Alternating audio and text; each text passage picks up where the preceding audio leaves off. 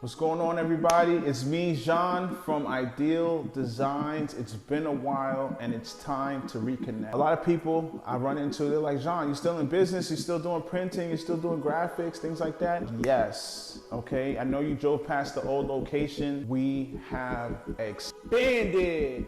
Booyaka, booyaka. All right, so what's going on? So we found a new location. The place was hard on the eyes. Take a look. Okay, so it was a lot. It needed a lot of work, but the thing with me is that we make things out of nothing, right? We have visions and we create. So that's what we did. This new office that we're building. We expanded our products, we expanded our services that we can serve you more and offer you more products and services.